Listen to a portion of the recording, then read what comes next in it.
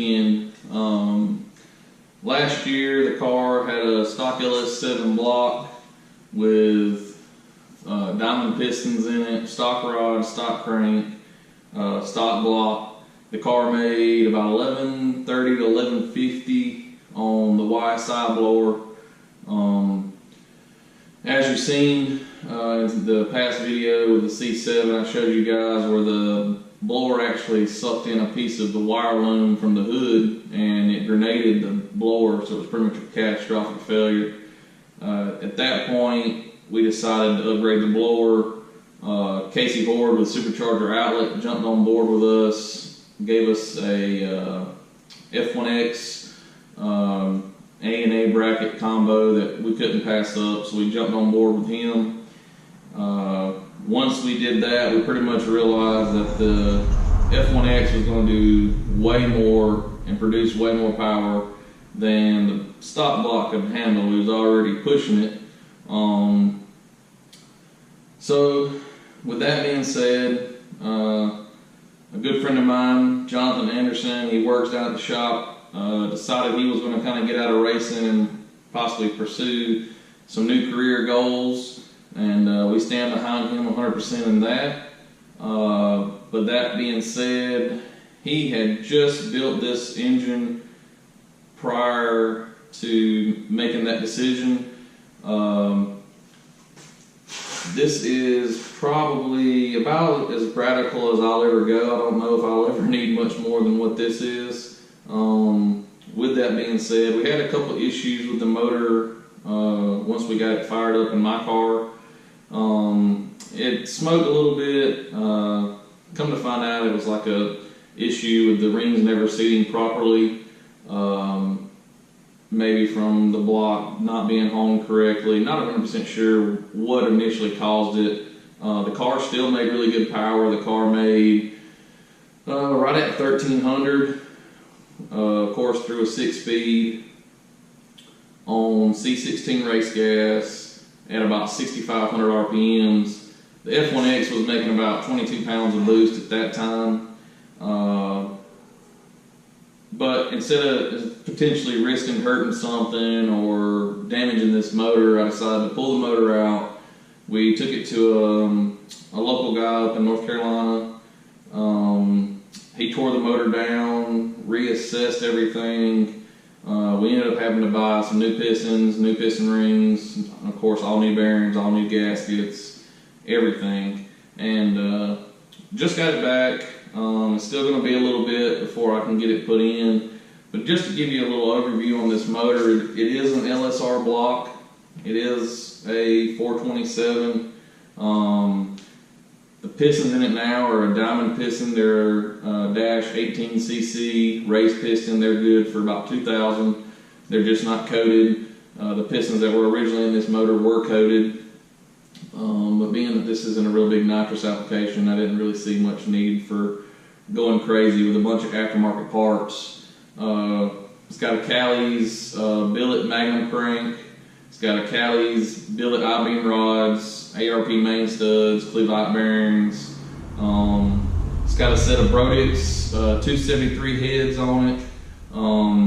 It does have the titanium intake valves, the Inconel exhaust valves, and of course I had the cam changed over to a Little John's Motorsports custom grind cam for the F1X. So the car, the motor itself, I mean, made really good power before. I don't think it'll have any issues now. We did drop the compression slightly. We went from I think it was maybe 11.5, 11.8 before, and then now we dropped it down to about 10.5, just to give us a bigger tuning window. I mean, I want to really enjoy this car this year. Last year I didn't get to really enjoy too much of it. Spent a lot of time trying to upgrade, trying to go faster, then catastrophic failures with the blower, and one thing just led to another. So it's been a downhill spiral from there. But other than that, I mean, this is the motor that I expect to last a very long time. It still has the standard rockers in it. It's still hydraulic. It's nothing that's too crazy to keep it to where I can't get parts fairly easy and replace if need be. You can see the motor is still pretty bare. I mean, I haven't started putting the blower or any of that stuff on yet. But with that being said, I'll just give you a quick view of the motor. And I mean, it's nothing fancy. You can see the cars behind me. It's completely disassembled inside my garage. Hopefully, depending on when RPM can start getting our stuff sent out, we can start trying to get this thing put together and get ready to join back into the race season. But with that being said, there's going to be a huge change to the car this year that a lot of people probably don't know about yet. I know there's some that know and some that think they know. But just to give you a quick glimpse, we'll go over the motor and then I'll show you a little something that'll keep you wondering and kind of give the dead giveaway of what's about to go on.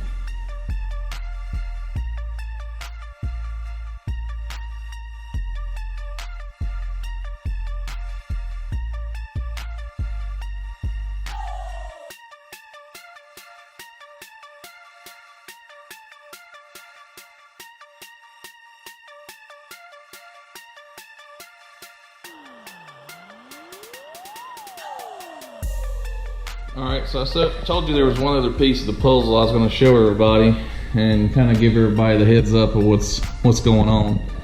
So here it is. This is the new clutch that I'm going to be running this year. A lot of guys probably won't like it, but hopefully it makes my season a lot more enjoyable. Keeps things from breaking quite so much and hopefully go a whole lot faster than I've been.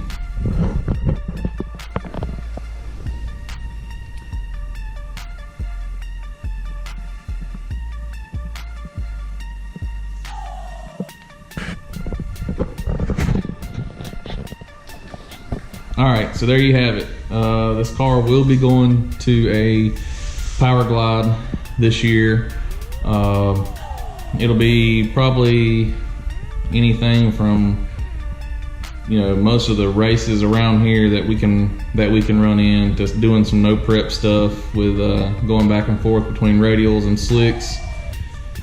It was pretty much the best idea that I had, considering that I was running still a stock transmission, stock diff.